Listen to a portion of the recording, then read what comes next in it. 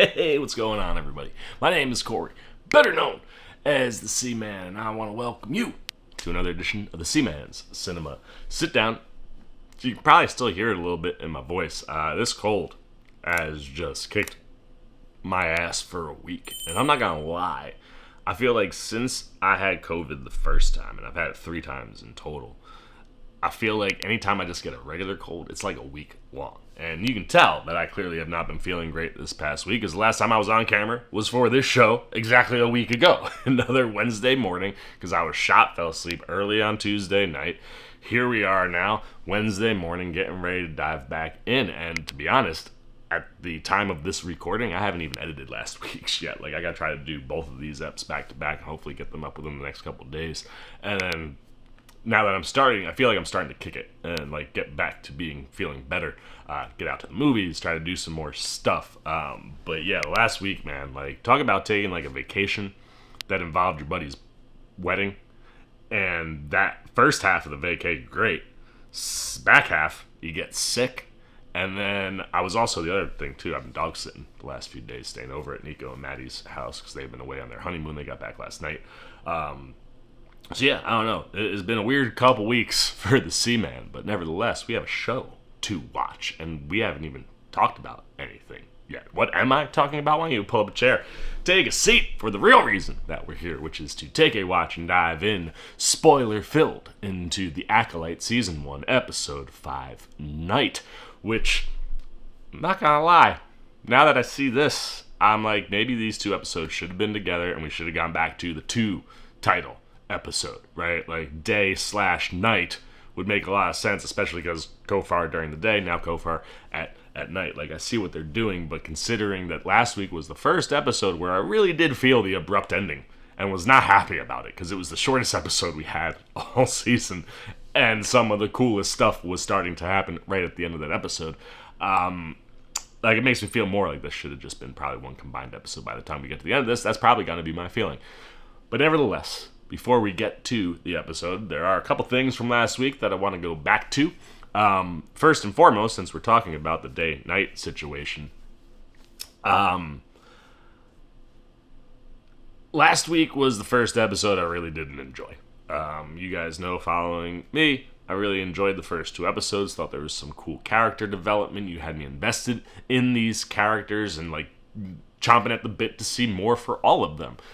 Then 3 gives you a full pause and goes back and tells you backstory that, you know, is going to be critical. I mean, that moment is going to be a moment we end up going back to for sure, and we definitely will see it from the Jedi perspective. And maybe even see exactly what happened to Mae, right? She was off with Mother Coral for a bit, so, like, there are pieces in that story that still need to be connected, especially that explosion and how all that goes down.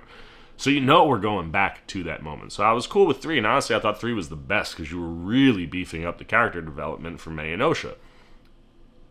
So then you get back to 4. It's like, okay, now we gotta get back into the story. Let's get back in with, like, the rest of the crew that we really like and kind of expand on that a little bit. And you go to Kofar, and the episode ultimately is a journey from landing on Kofar to getting to Kalnaka's residence, right? And that's the case for both Mae and Qimir and for our Jedi crew. And one of the things that I didn't talk about last week, but in, you know, watching my own coverage and rewatching the episode and watching other things, how did the Jedi get to Kalnaka when Qimir also knows how to get there, right? Like, the Jedi are using our little tracking gopher buddy, Basil, right? So, like, they have an edge, I guess, but Qimir knows where he's going. So how, with him and Mae getting there so much more, I mean, like they get to Kofar, and she gets to Kalnaka's, like, couple minutes before the Jedi? They all left at the same time from the same planet. And Jedi went back to Coruscant, had a meeting, which was totally not necessary. And that's another thing, too. I don't know if we talked about last week, but, like, that meeting, finding out that you got pulled back to not talk to the High Council. Like, we're hiding everything from the High Council. Like, what is this? Like a makeshift fake council? Like, why did you have to bring Soul or anybody back? Is beyond me. But they went back, and then they went to Kofar. They get there only a couple minutes after Mae. Like, that stuff is where I might be getting a little nervous on the like actual solidity of the show, and kind of maybe starting to lean toward the way some of you other folks have been feeling, which is not great about this show pretty much from jump. And episode 4 was really the first one where it's like you have really kind of odd things as far as like logic goes, like that stuff doesn't play. Then the big thing that I didn't talk about at all last week, because honestly I didn't even realize it was him until I rewatched the episode, watched other people bring it up, and then I was like, oh snap, and sure enough his name was in the credits. What is Ki-Adi-Mundi doing in the show? He's not even supposed to be born for another 40 years. But that aside, like, look, I'm not one of these crazy canon people where it's like, if you change Ki-Adi-Mundi's date of birth so that he can be in this show, alright, that doesn't bother me. What bothers me, though, is that Ki-Adi-Mundi is the Jedi that said the Sith had been extinct for a millennia back in Phantom Menace. Well, if he's around for this, it's only, last I checked, a millennia is not 100 years. You know what I mean? So that's really strange. Like, that's something that this show is going to have to answer. And giving the show the benefit of the doubt, considering I like the first 3 episodes, it's got to be purposeful, and there must be a reason for it. And that reason, hopefully, elevates the Sith element of the story and how they've been hiding in plain sight for all these years. And, you know, slowly kind of building back their power to have, you know, things go down the way that they ultimately go down by the time you get to Phantom Menace, right? Like, something in there has to connect to that piece of the story where it's like, Mundi doesn't remember, or he was sworn to secrecy, or he's been lying, or he's in on, like, if you're gonna bring that character, you gotta do something with it that makes sense. At this point, him being there doesn't make any sense, and it's the first thing in the show that's given me pause when it comes to the Star Wars stuff of it all, because I think Headland has proven, at least in, you know, conversations and interviews and on the red carpet, like, this is a girl who grew up with Star Wars. She knows her Star Wars stuff. So I'd be shocked if that was a mistake. So I'm gonna give the show the benefit of the doubt there. The other thing, though, that is starting to really concern me, and that speaks to the overall just quality of the writing, is who's smiling Sith, you know, like Smiley over here. I will say, I love that character design. I think it's a cool helmet when he lights up the saber. I'm going with a he because he got kind of big hands, you know what I mean? But he, she, whoever it is, when they light that saber up and you see that, like, that worked, man. Like, the last couple minutes last week had me where I was like, yeah, this is like where the rest of it was. So maybe we can get things back on track. But we talked about this last week, and by the end of last week's episode, it really feels like it's Qimir in there. And like, if it's Qimir or Mother Coral, like the first 2 suspects that you would even have for that character to be, it's gonna be a little upsetting. So I don't know if we're gonna get that in this episode, but those are 2 things for me with Ki-Adi-Mundi and with whoever this Sith is. Like, it either can't be, if it's gotta be one of those characters, it can't be the master. You know, it's gotta be the apprentice. But even that, like, we've posited that out too, right? Like I said, like, it's very possible that Mother Coral somehow got involved with the Sith. Maybe she's the big bad being hidden, because I don't think the helmet would go on her head.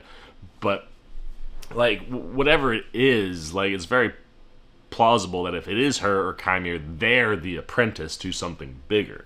But still, that would just be kind of like a bummer in a show that's supposed to be mysterious and like have you guessing things, like if you can figure it out in the first 2. So those are 2 things for me that I think are important. Ki-Adi-Mundi's appearance has to mean something, and mean something that makes sense. And when you get to the reveal of whoever this Sith is, like, it'd just be a bummer if it's Qimir or Mother Coral. And if it is one of them, like, I need something bigger story-wise. And I need this episode to dive into the Sith, man, because that's one of the things that this show's supposed to be doing that it really isn't doing right now. We only got 4 episodes left. Like, I need this thing to start getting darker, more adult, more Sith-heavy. And to be honest, I know a lot of people are going to blame everything that we've gotten to this point. You know, like an episode where we just walk around, talk about a bunch of things that we've already talked about. Give us the opportunity for cool things, man. Those bugs, but only one. Like, you show all those creatures, and which was very Star Warsy in my opinion.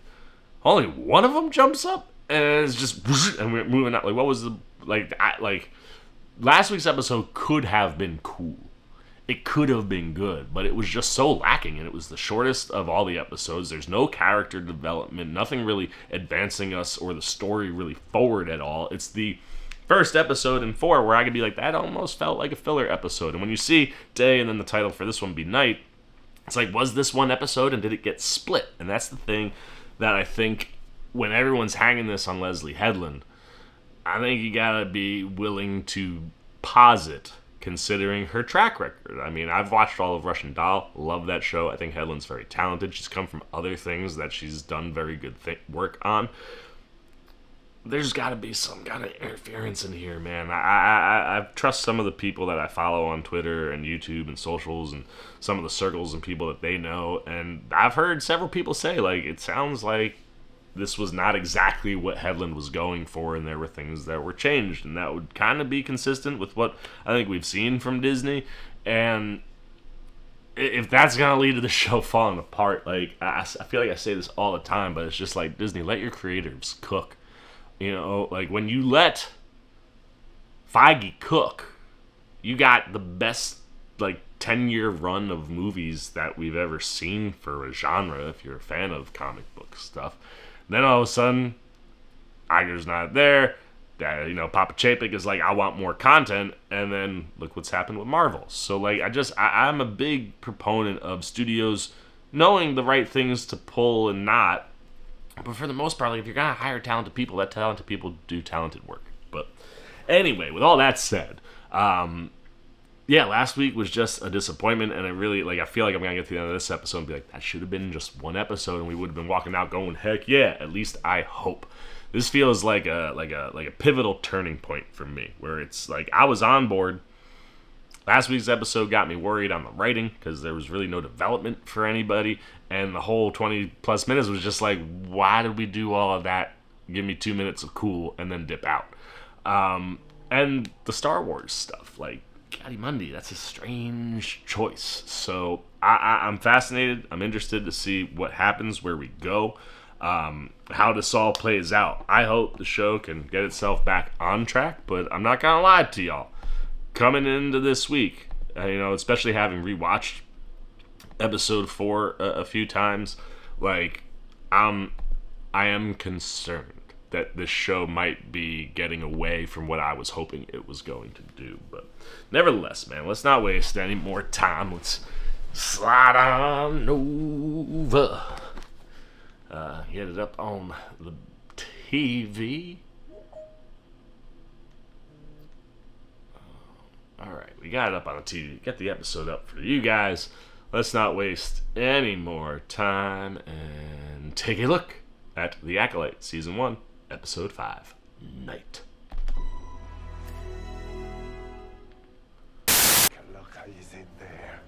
Gotta get my hair out of my face. Oh, that's the other thing too, man. Soul. Why is Soul the only Jedi that can sense all these things that are going on this, like, planet? You know what I mean? We don't want to know what lives out here. Soul! Like, it's one of those where I'm just fascinated that nobody else can sense any of the things that he sensed in that. Like, he was way ahead of folks on things. That too, like we were saying, I just wish he would have that could have turned into an attack sequence. How dope would that have been? You know what I mean? And that reveal, the floating down, was freaking dope, man.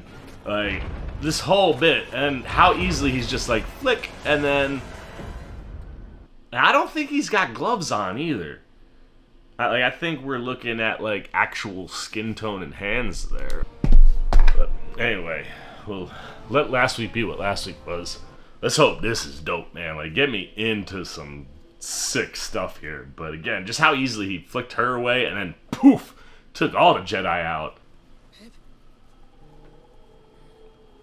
Oh no, Pip. Don't lose your little droid. Also, these civilian clothes, ridiculous, man. Just should have let rock a robe. Was all that dirt that color? Oh, damn. He didn't just push them all away. He did some work. Or she. Again, though, that feeling with them hands was manly. I think it's gonna be Qimir, and it's gonna be a bummer. I like though how things spread out. It looks like a handprint. That was dope. Oh shit! What? Why are we missing stuff? Like we should. Oh, he's got no sleeves. That's even doper. The character design is legit.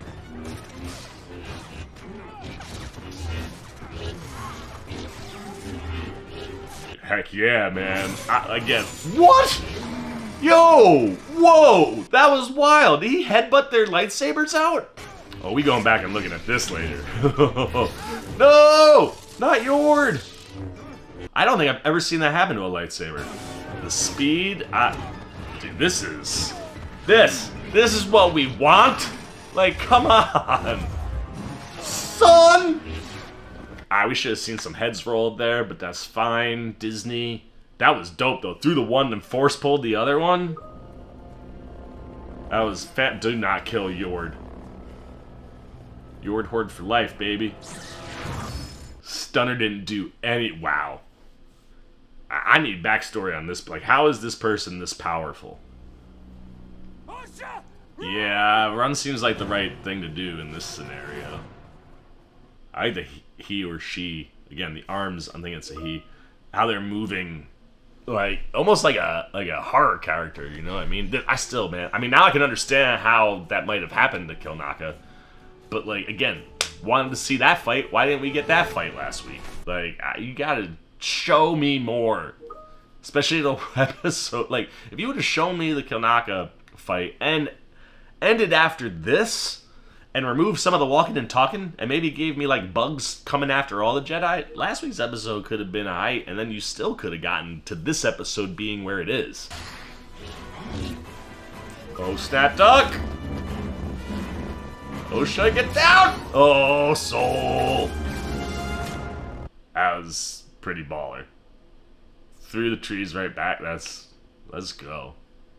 I am pissed, though, that we missed the Jedi Like, Jedi were already dead. Like, especially with how good that choreography was. I needed that whole sequence, man. Alright, Yord's back.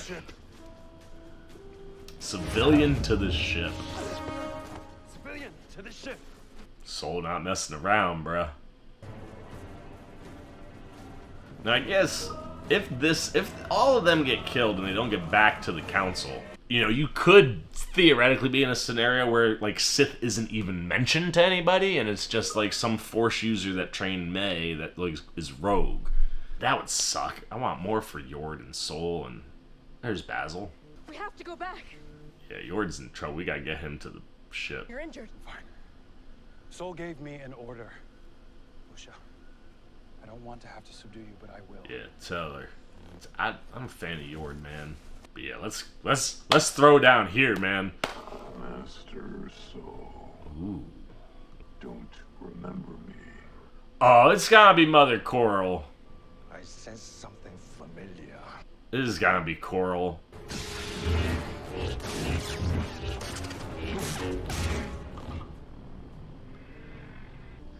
You carry a Jedi weapon. But are not Jedi. But you are no Jedi.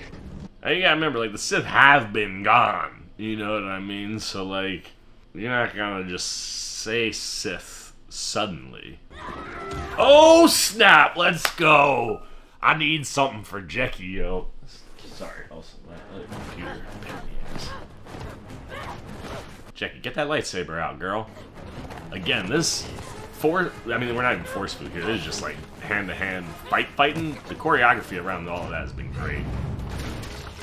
I guess she wouldn't use the saber unless she had to.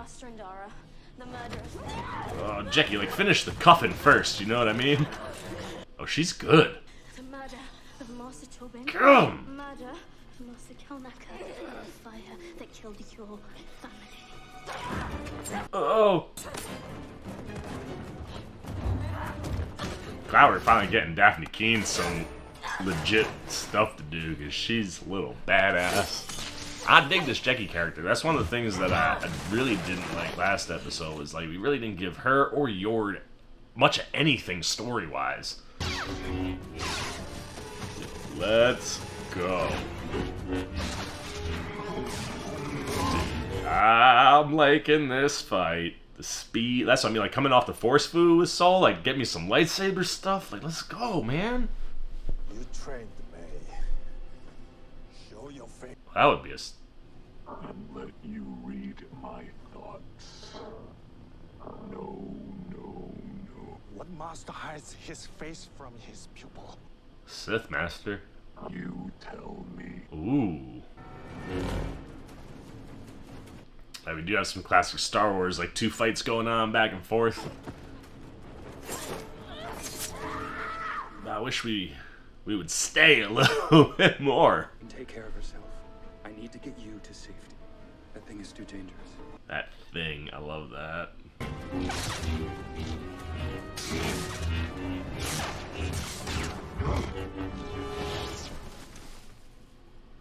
Not an easy fight. And gone. What is he? Yours? No, Yeah, you do. he doesn't follow the rules of combat. Just don't There's no wanna method for say it. movements. He gets into your head and he stays there. It's a lot of power. That. Get inside a Jedi's head. I saw it once. We have to keep moving. It's gonna be Coral. I'm gonna be upset.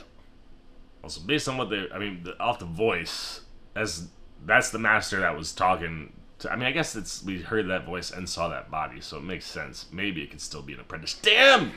Jecki, get out of there! Bop, bop. Ooh, I don't think I've ever seen the headbutt on the, like that, to the hand first. Oh, look at that, she got some, like, spots on her hands, too, like match with their... You took Master Master Kalnaka's Kalnaka's saber.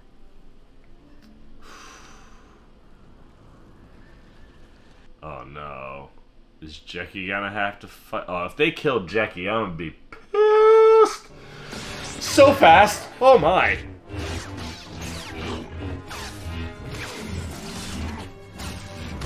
She's so tiny. Mae, you can learn from this Padawan. She's a loyal pupil. How about that? I can already sense the... Dude, I did it again! Maybe it is Qimir. Those are man hands, dude. Oh, that's sick. Yes, let's go. Jecki double green saber. Hell yeah.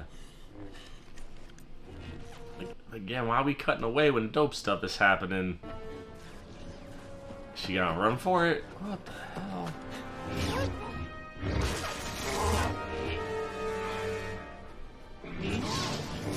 Dude, look at Jecki go, man! Oh, damn, Kalnaka's. Yo, good for Jecki, man. She held her own better than some of the other Jedi. Odd that she would leave that behind like that, though. Turn off your saber. Do it. Oh, the bugs are back. Okay. So, again, this should have just been all one episode. Yeah, all them bugs is gone. Okay. You should probably take your saber off.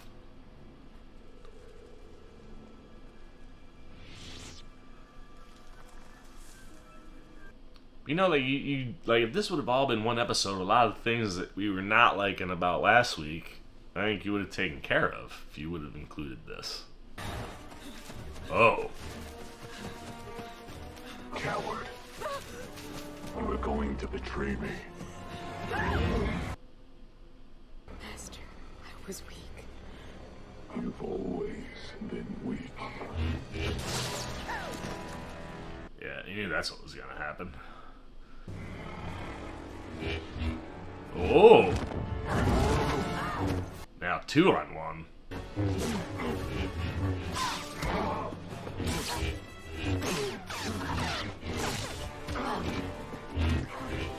All this lightsaber work is fantastic.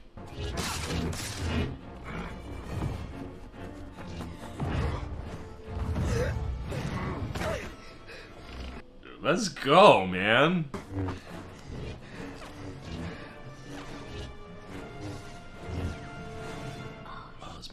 out to her? What is it? We have to go back. He's gonna kill them. He's gonna kill them all.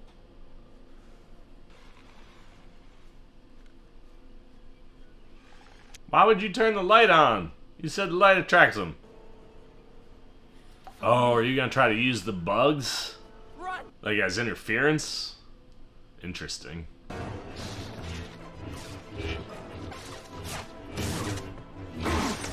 Dude, this being able to knock the lightsaber out, little overused, but a dope thing I haven't seen in that part of the world of Star Wars.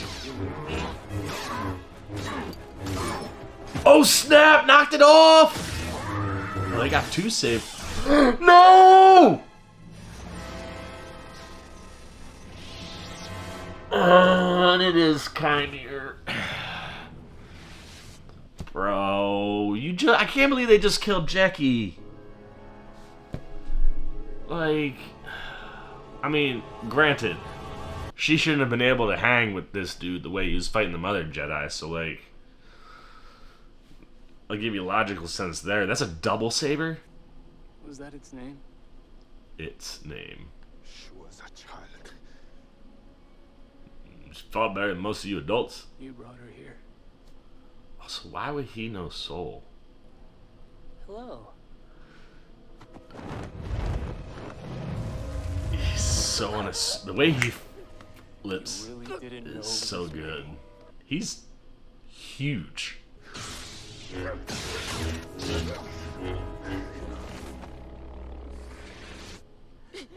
You attacked me while my back is turned?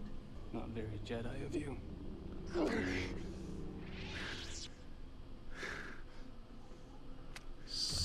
Oh wow, I don't feel like that seems like a good idea either. It's alright, these bugs are gonna save everybody. I have no name. But the Jedi like you might call me Sith. Sith. Let's go! Why risk discovery? Well, I did wear a mask. I like that bit What of do humor. you want? Freedom. Oh, The freedom to wield my power the way I like, without having to answer to Jedi like you. I want a pupil, Acolyte. But this one went back on our deal. She exposed me. Now I have to kill every single last I one. mean, that would make logical sense when you're talking about the Ki-Adi-Mundi of it all. And the Jedi say I can't exist. They see my face, they all die. Aw, Be really dope if he killed her right now. right back where you started. Oh, Yord! What is that material that is knocking out sabers like that? You. Surprise. Oh, now Yord's dead! What are we doing? Oh, man. I mean, kudos to go there. Like, you gotta kill it, but you gotta kill everybody now. Right? Like, this has to be a, like, now you kill everybody and the story switches to Qimir. Which, also, I don't think is great television.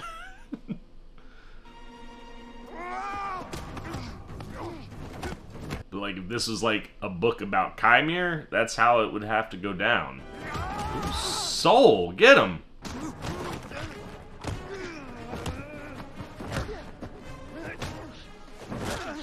I love how Soul's like, I ain't even messing around, bro. Oh, let's go. No, don't stop. Come on, bruh. You gotta put him down. This is your master. You trust him? Even after everything he did to you. His mind is twisted by darkness. I've accepted my darkness. What have you done with yours? Getting back to the original mystery, Korra's gonna end up being the master. Like, he's looking for, if he's looking for a pupil and he was the master, he'd be looking for an apprentice. He's looking for an acolyte, which means he's the apprentice, which means Korra's gonna be the master. And this is upsetting from a storytelling perspective. I think on paper, if you were like telling the Qimir story, The Jedi do not attack the unarmed. Rules, rules, rules. If you never follow them, you never have to break them. I like that. I'm armed. Let's go. I love you,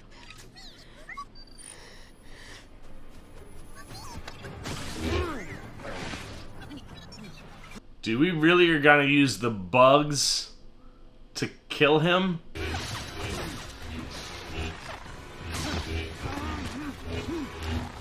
Yo, what?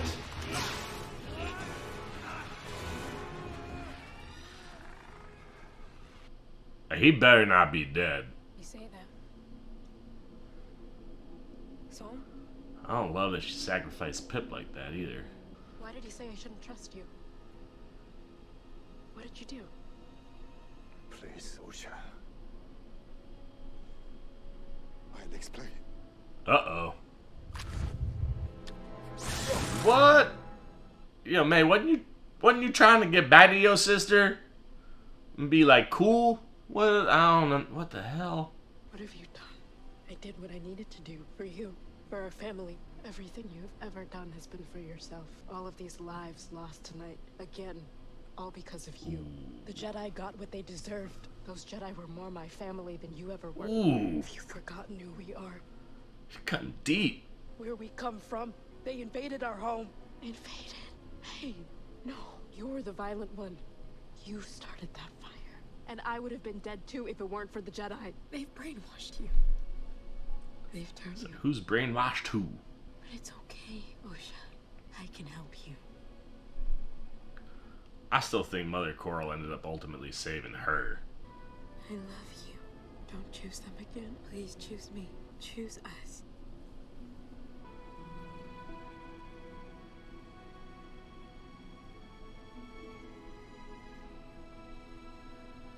Damn, that's a... How we do that? I need to watch that again. I mean, we know how they probably did that. There's technology. But that, I wasn't expecting to see one of those in the show. You must pay for your crimes. What are you doing? What I came here to do. You did this to yourself. You followed a false master. So did you. Leave Soul out of this. He stole you from us. Oh. What kind of life is that, huh? A life without purpose? Without love? Without family? He led you nowhere.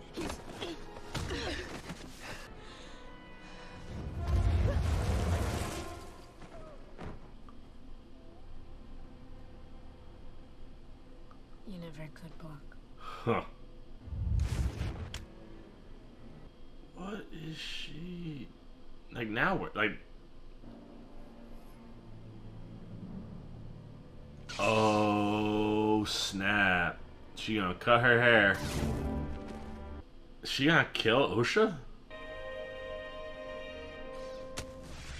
Kill Osha and take her place? Alright, this dude at least is not dead. Again, though, would have been nice to see him do that, right? Like, rather than hear it. Would have liked to see him get out of that. I mean, it should have been, you know, something simple. Oh, this guy. Oh, that's what she asked him to do. I think... Would she kill Mae? That would be some crazy shit, man. Talk about flip-flopping. Where is she? Your sister. She's gone. Alright, you don't see a body, person ain't dead. But that's what you're gonna make me believe right now. Let's go. But so now she's back to being a Sith. We gotta talk about this. Oh, these guys. Bro, I can't believe they killed Yord and Jecki.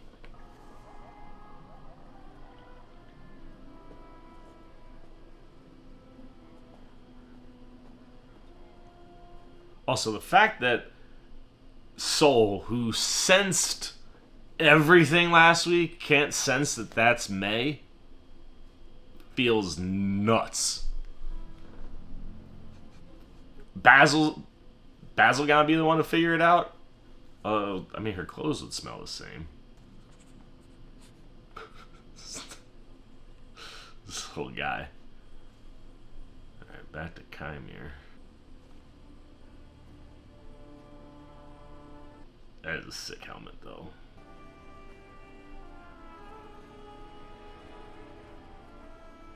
Find an Osha.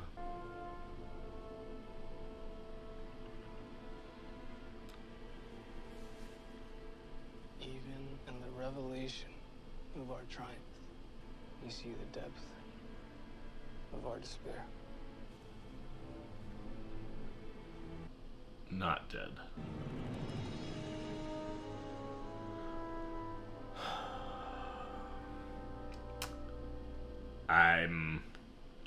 That was a weird episode for me. Like, there's some really dope stuff that we get in this episode, specifically on the action side. The lightsaber stuff, phenomenal. Manny Jacinto continues to be absolutely tremendous in this show.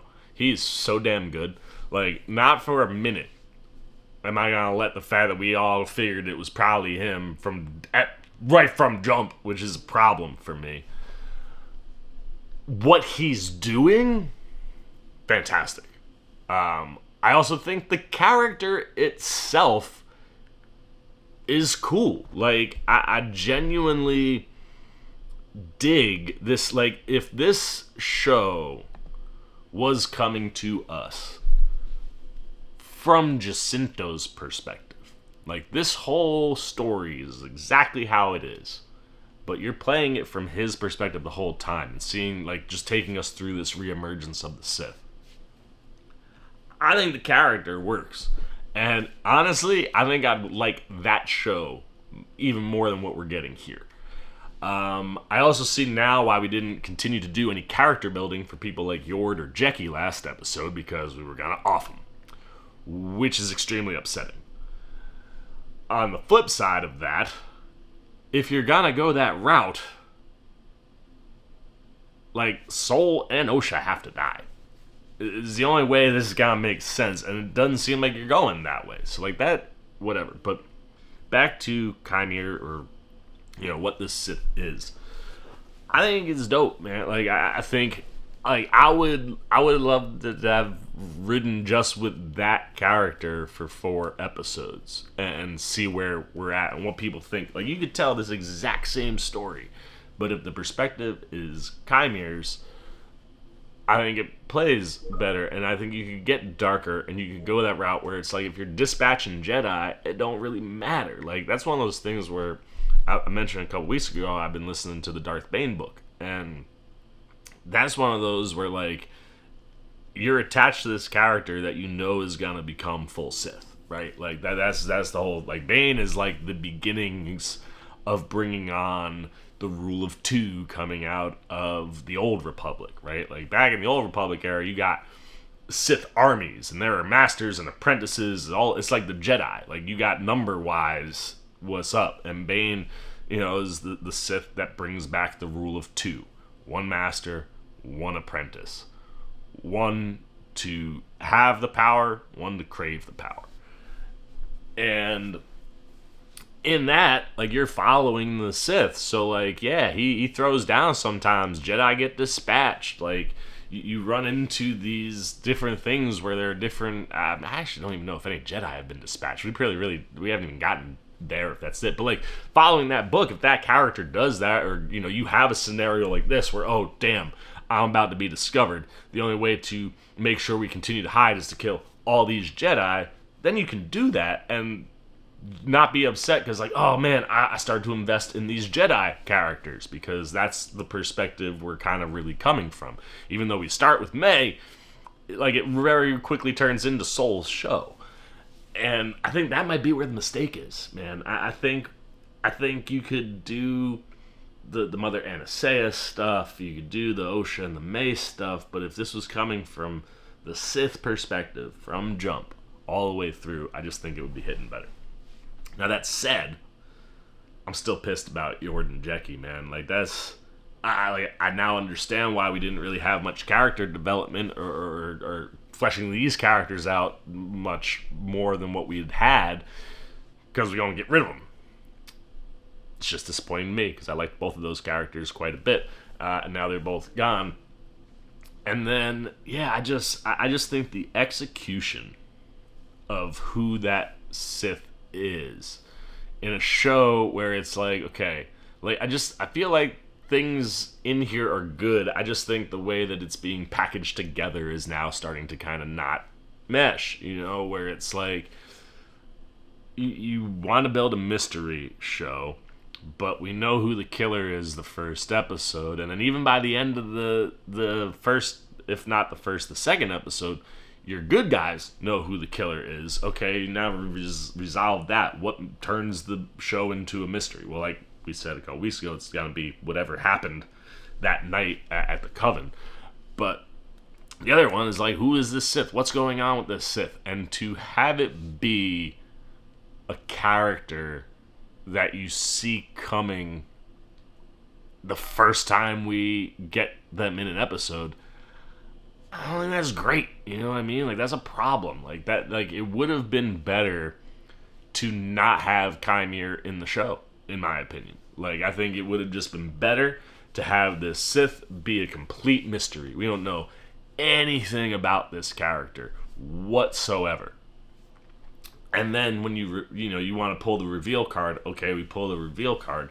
But then again, I feel like you got to follow through with the, like, he got to off everybody that's seen him, And that's just where it's like, I think there are things that are working, but things that don't work, and they kind of don't gel. And the other thing is, this episode, like, this is where it's like, I just think these 2 episodes needed to be 1 episode, because you basically have 1 episode that's mostly useless and not driving anything forward dialogue, and the other half of the episode is all the action and pop and very little dialogue and building.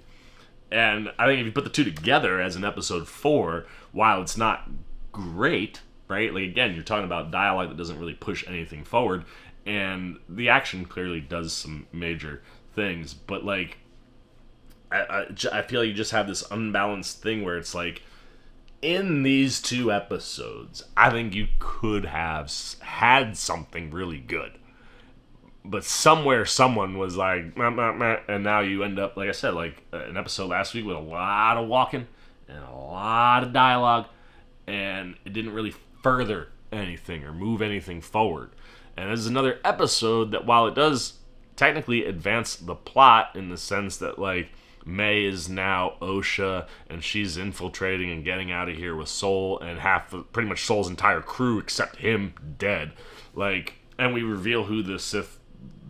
I'm gonna say apprentice. I'm sticking with apprentice. I think Mae Jacinto is the apprentice. I think we're gonna find out it's Mother Coral that's the master. I really do. But regardless, even if that's not the case, it's a random master or it's Plagueis or something. That would be don't do that. I don't think we should be bringing Plagueis into the show. The show's too divisive, and it's not good enough to be bringing Plagueis in. But I genuinely think it's gonna be Mother Coral. But that said, like, while those things happen, I don't really feel like we advanced anything in this episode. You know what I mean? Like, it was like stuff happened but didn't happen. And that's where I'm starting to get more rocky on this show. I think the first 3 episodes was doing interesting stuff, from laying the foundation for this story, building up Mae and Osha as characters, and giving us tidbits for others. But now we get on the other side of the Mae and Osha stuff, and nothing is advancing Soul's story. Nothing is advancing, other than, like, just he's still internally dealing with things and has to tell Osha what's going on. But, like, you literally did nothing for Yord, nothing for Jecki, and then dispatched. You know what I mean? And again, I think some of this doesn't hurt as much or bother people as much if these 2 episodes were together. I think you need to have, but at the same time, you also need to advance the story forward. And I don't feel like either of these episodes does much of that. Like, I felt Like, the first 3 episodes were succeeding in bringing us characters and getting us invested, and now I'm just like, what am I investing in here? You know, and I'll tell you one thing. I'm for sure invested in Qimir. While I think the handling of the character has not been executed great, on the overall, I really dig the character. I think the design is dope. Man, Shinto, I had not, like, in all those clothes being like, I thought he was like a little guy like me, man. Dude got some, yeah. And then, whoever his stunt double was, unless it's, like, I would love to find out if Manny Jacinto was actually the dude in that, because I think the stunt double was a little bit bigger than Manny. But at the same time, the Manny was also, like, bigger than I would have expected Manny to be. Just fantastic. Like, let's you know what? Let's revel in some of the good stuff from this episode. And I will say, I don't love starting here. And again, this is where it's like my issue, I think, with the show in a lot of ways is the perspective. I don't think Mae Osha should be the perspective. And if they are, then, like, I feel like we should be leaning into that more. Like, I feel like we've really been riding with Soul a lot. Definitely in the last 2 episodes, and a lot in, like, episode 2 and 1. But, like, lean into that if that's what you're going to do. But if that's not what the perspective is, if the perspective is the Jacinto character, then you're not missing any of the action. And, like, that's one of those where it's like, yes, obviously we did some very Star Wars-y things in this episode where it's like, okay, we got 2 pieces of action going on in 2 different places. We're going to bounce back and forth. And that's fine. Like, I'm used to that. Like, in the action cuts where I'm missing things, whatever. But last episode, it was flick away to the point where she'd been unconscious for a hot minute, and then boom, like, knock everybody out, where it created that cool, like, dust lining that kind of looked like a handprint. Start from there. You know what I mean? Like, show me how they got back up, how he killed the first Jedi, instead of coming in here where you're now, oh man, okay, what's all this red dust on the ground? And, like, it is when they pull out and, like, oh, dead Jedi, like, a shock because you're not expecting it to start that way. That handprint thing is kind of cool though. But rather than starting here and having, like, Osha hear lightsabers, like, dude, show me how this happened. Like, open with that and then cut to Osha. Like, give me that before you get here. Where it's like the first bit of action we're getting, that's dope. We're set back. I want to be up in there. This is starting to do it. And the choreography, I think, here is really, really strong. And like I said, this Sith is delivering on what you want from a Sith, right? Where it's like, damn, dude, like, fast, hard, ruthless, no rules, whatever I gotta do to not die. And he's just executing across the board. And one of the crazy things, too, because he ends up pulling the double saber, he's got a double saber that breaks out. Like, he's got some Darth Maul stuff, although I don't think Maul's ever disconnected or would have disconnected in Phantom. But, like, he's got one of them double sabers that can break off into 2. And he's not even using the double saber. Like, that's one of the other things, too, that I love about the Bane book is, like, I'm getting a lot of Star Wars things that I know of but didn't know a lot of, right? Like, something like Sabak. You always hear him say Sabak, and they talk about Sabak and Oz, and you see them play Sabak, and you're like, okay, it's some sort of poker-type game. There's an entire chapter where Bane is just playing Sabak, and playing and what's going on all ties into what's going on in the story at that point. But, like, the whole chapter is really about Sabak and the strategy and how it functions, and, like, how all these things work. And I really dug that a lot because I was like, oh man, there's some stuff that, like, I didn't really know a lot of.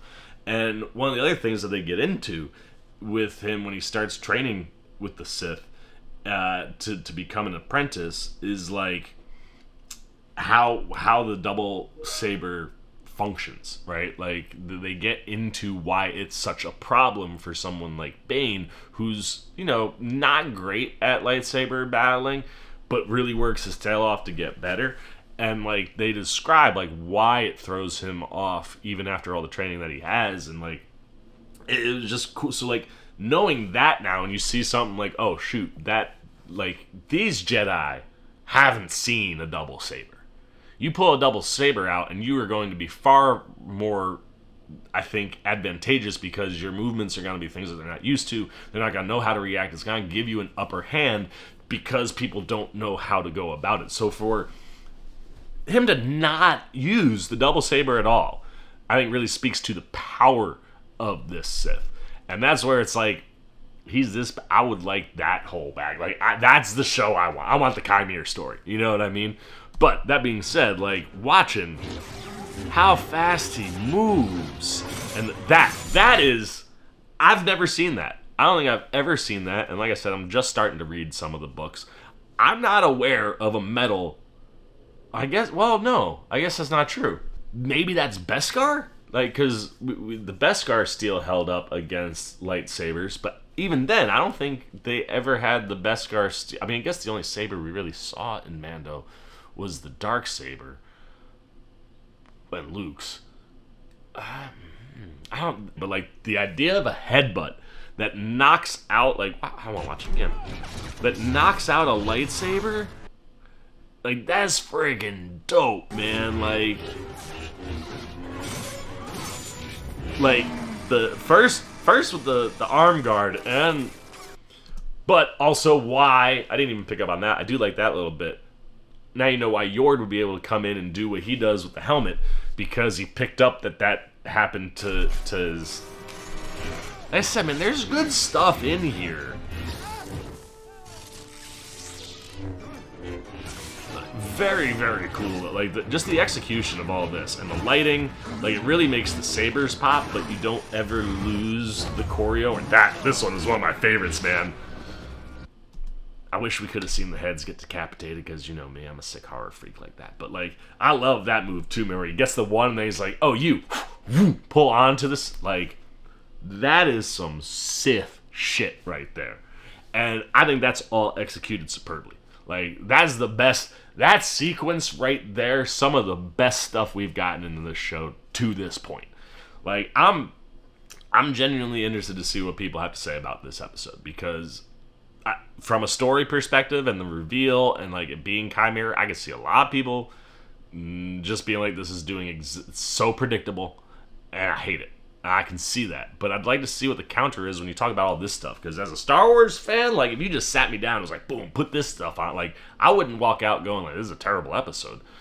I'd be like, damn, man, there's some badass stuff in there. Like, all that lightsaber choreography was excellent. And then, like, when he shows up to come, this was dope too, man, when he comes after Osha, and Soul knocks it, but, like, doesn't knock it out. The control from Qimir to be able to pull it back and have it continue to, like, it wasn't like the way Soul hits it, you think it would have just fallen down, but no, it spins all the way back to Qimir. Like, it's badass, dude. Like, and the visual is dope. That's just a fun setup for these two. And when you get into to these guys getting going, like, there's just such good stuff in here. Like, when it comes to the action, like, this opening 10 minutes was great. I thought that was an odd line. Like, what? Oh, there's something familiar. Like, you don't remember Qimir? Like, that almost feels like Qimir, like, Soul would have bumped into him somewhere before just that interaction in the town. But, like, I think the execution of the character, while mishandled, the character itself, I think, is dope. But you are no Jedi. You know, get into some of the classic. I don't know if that's necessarily the right moment to make that cut, because we don't even really know Mae's doing anything at that point. So, like, give me some more action. Maybe Soul gets knocked down for a minute and then cut. Like, I don't think you cut. I don't like the cut, like, right as I'm going into it. That's it. I'm nitpicking because I can. And then this was dope. I thought, like, once this started, now the cutting back and forth makes sense. Like, her and Jecki going at it, there's some good stuff in there. But God, this is like,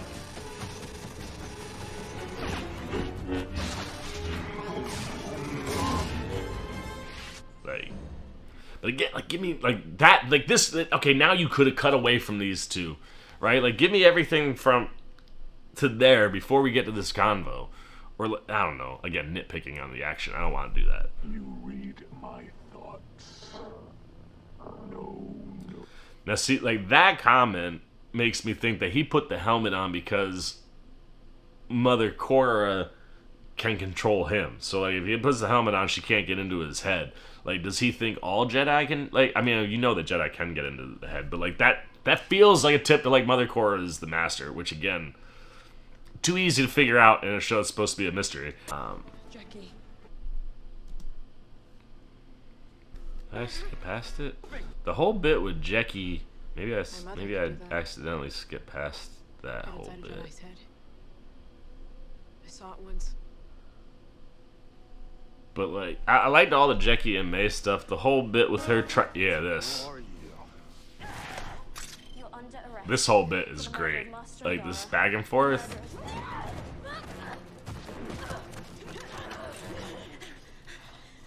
Like you feel like I'm getting like justice for my homies in that. Yeah, we just skipped past that before. But I really like what Daphne Keen's been doing, man. Like, she's so good. Like, she's so strong, especially in the action. Like, her choreography, her movements are so good. And she really started strong being X-23, right? Like...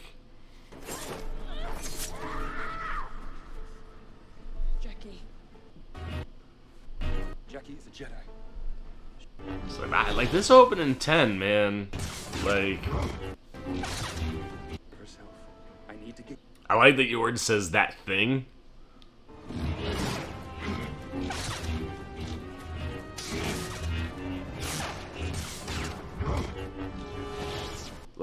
Like all of it is great, and Lee Jung-jae just continues to crush, in my opinion.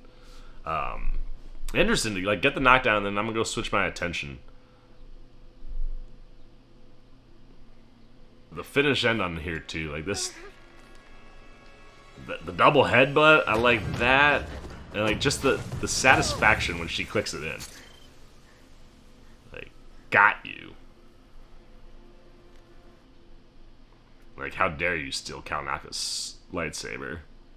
Like, just the offense. Like, I don't think the building of the character is necessarily as good as it should be, but the delivery that Keen has given us has been so strong. And I tell you, I think she held her own maybe better than anybody. Like, she gets the upper hand a couple times where, like, you're really impressed for a Padawan to be hanging with this apprentice.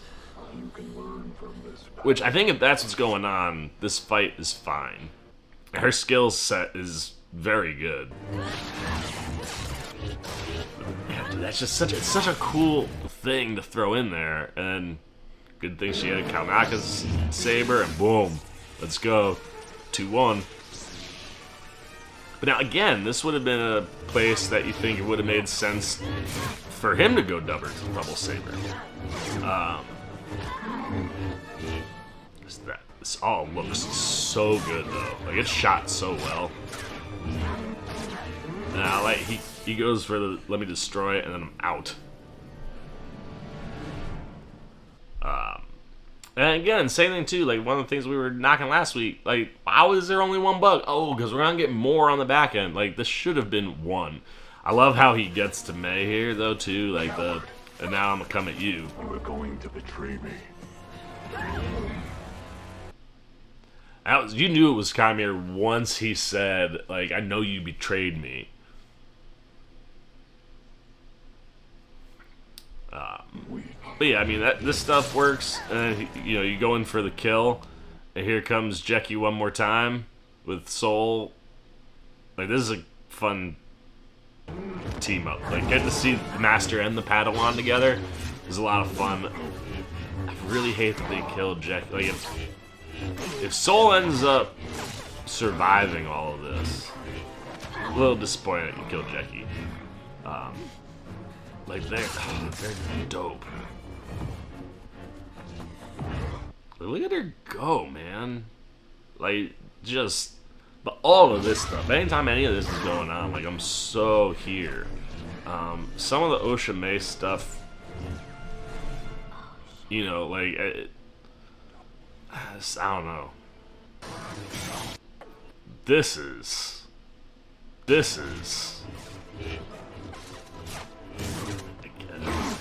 like a little overused, but it's, if you got that tactic and things that work, it makes sense to use it.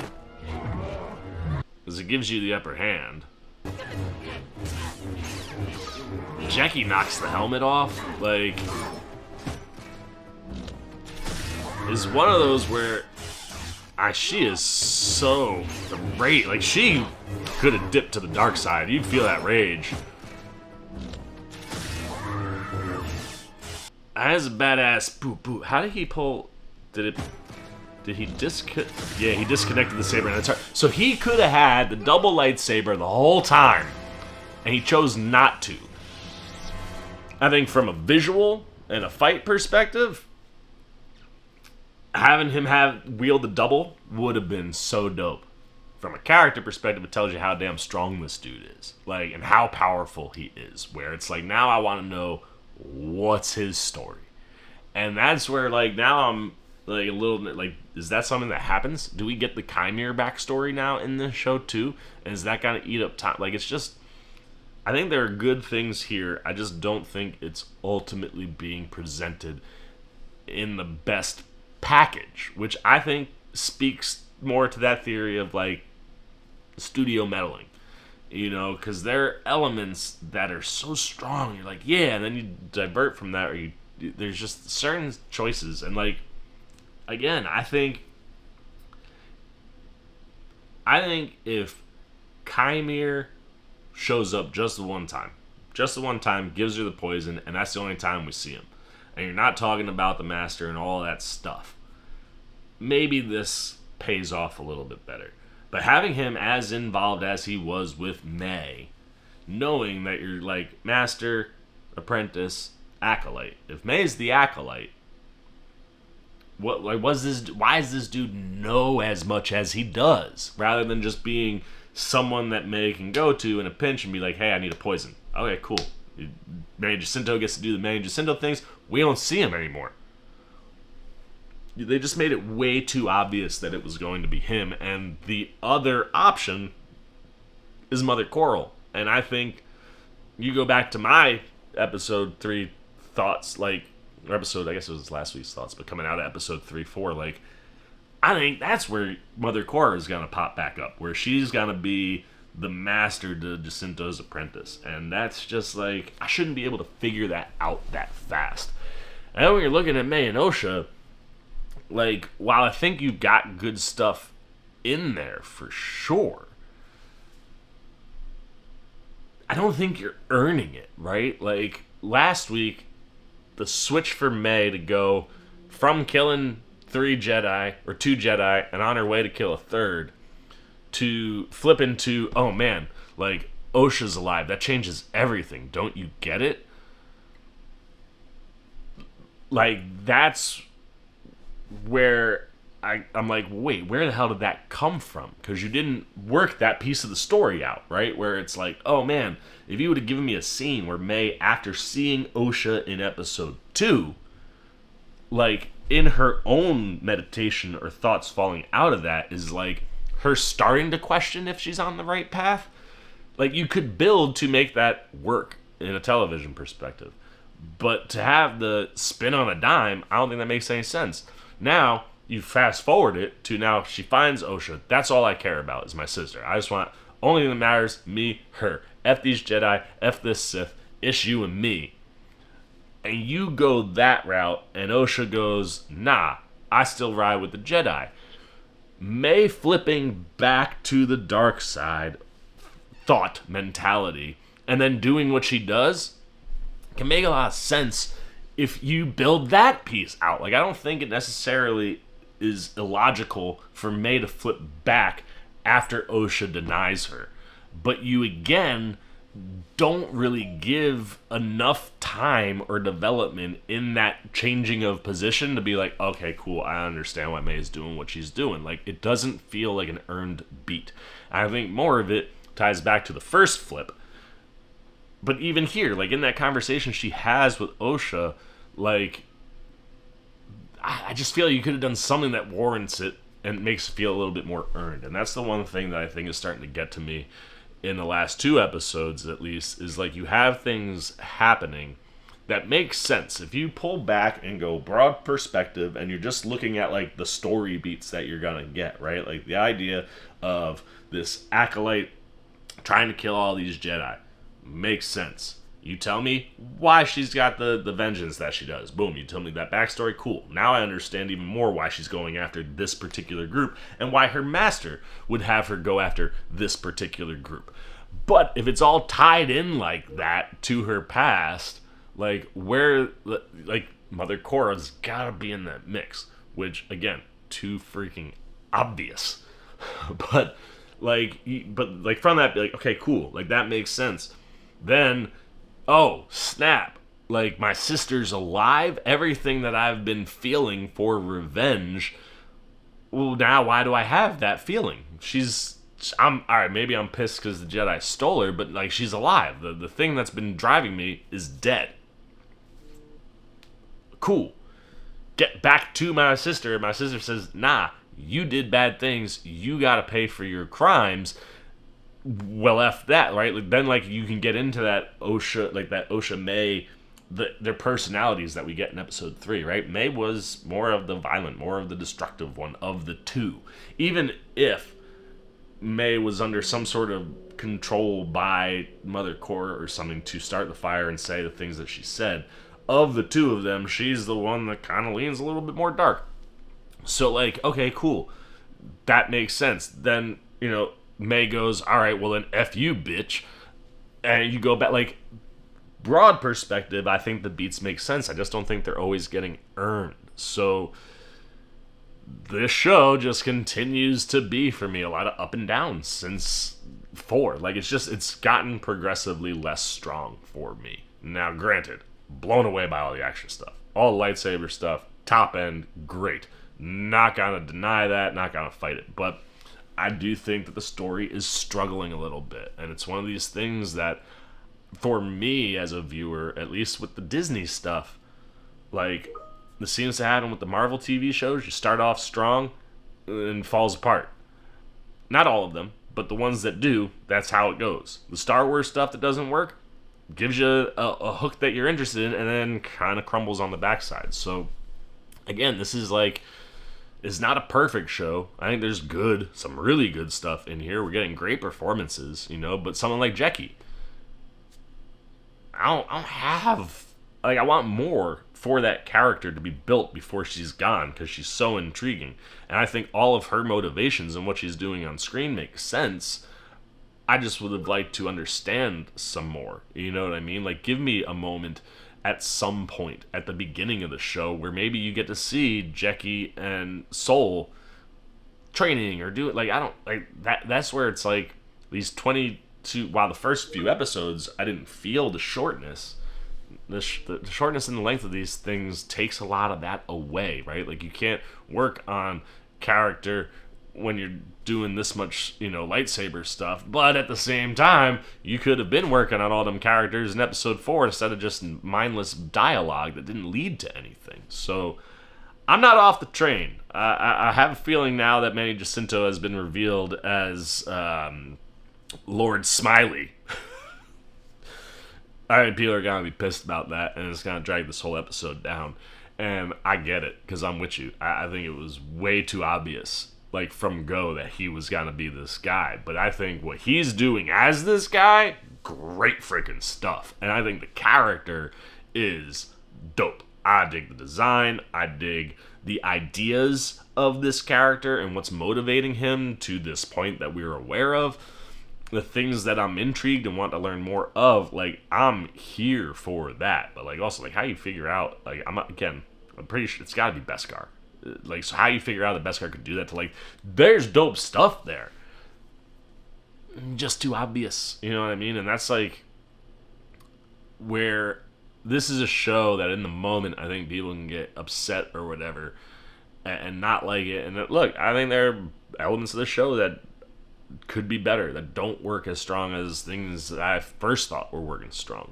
But like, this is one of those where, like, this show, if this leads to some kind of crazy Qimir story or something, like, you look back and be like, well, the show wasn't perfect, but dun dun dun, like, there's good stuff in here, and I'm not gonna deny the good stuff. I just think that there was a lot more good and a little bit of bad for me, and now the good and the bad is starting to get even, and I don't love that. So night I liked a lot more than day, we'll say that. I mean, the action's top. Like, considering the action we got the first 2 episodes, that's the type of pop I've been waiting for with lightsaber play. Like, you gave me all the lightsaber goodies, and the dark side usage that Qimir's character plays with, and just how powerful he is. I thought this stuff really popped, but I don't think all these beats are earned. I think some things are too obvious, and I don't know, we got 3 episodes left. It feels like the shift tonally happened a little bit. Like, this feels a little bit darker than the last 4 episodes. So if the show continues to lean into that, I might get all the way back in. But I think I'm still hovering in the middle. I like things that are happening. I don't necessarily like how things are being executed, but I'm still intrigued. So there you go, man. That's it. That's all I'm gonna say. I've reached the end of my thoughts and what I got to say about the Acolyte episode 5 Night. Cool stuff in here. Some good stuff in here, but there's some shaky stuff in here. And I think ultimately, again, I don't think that Qimir being this guy necessarily is the wrong decision. I just think how you execute and built to it makes you as an audience member go, saw that coming a bajillion miles away. I also think it is interesting that, like, Jecki is the one that gets the most knocks on him. I think he's more threatened to Jecki, quick to get in on her after the helmet comes off because she was the bigger threat. That's something that's dope. Great for Daphne Keane, so cool because I like that character. I don't know how, considering what he does to everybody else, I don't know how she's able to hang as long as she is and how she's able to inflict because you didn't build it. So I think the show, again, is just in a spot where it's like, things I get, I like the bullet points, but earning those bullet points is not completely there for me. So is it not there for you? Do you think that there's some cool stuff and some good stuff going on in this, but the earning and the path to these things doesn't quite hit? Are you disappointed that Qimir is this guy? Do you think it doesn't matter? I mean, in a mystery show, to figure that out, and again, I think Mother Coral is the big bad, so like that, y'all laid all that out in episodes 2 and 3. In 2 episodes, before we even get to the back half, people are already figuring that. Is that good? Is that bad? Is that, again, where you're like, I like conceptually, delivery, not quite there. What'd you think of the lightsaber stuff in this? Do you think the character is cool? Are you completely out? Does this have you in the middle? Are you completely in? Are you like, see, man, you're crazy, man. This show's been phenomenal. Keep it civil, please. But I'd like to know all your thoughts down below in the comment section, where I look forward to talking to you down there. As always, if you enjoyed this video, please give me a thumbs up. And if you're new, you want to come hang out with the C-Man anytime we're talking movies, TV, trailer, reactions, you want to be here for episode 6. You want to be here as I get back on the horse, start to crank on some content, as I'm feeling better now than I was at the beginning of this video. That's where I'm at in life. So you want to be here for any of that, you want to show a little love and support, come join C-Maniac Nations, where all those things can happen, and it's super easy. Jump over there, hit that subscribe button, hit that little bell if you want those alerts, and until next time for the C-Man Cinema Sit Down, I've been the C-Man, I'm signing off. Hey, what's up, C-Maniac Nation? Winter Ken here, where we grow out our roots and our beard, letting you know that you can see some new C-Man videos right up here and right down here. And if you want all those videos and show that man a little love and support, come join C-Maniac Nation right over there, and the C-Man will catch you on the next one.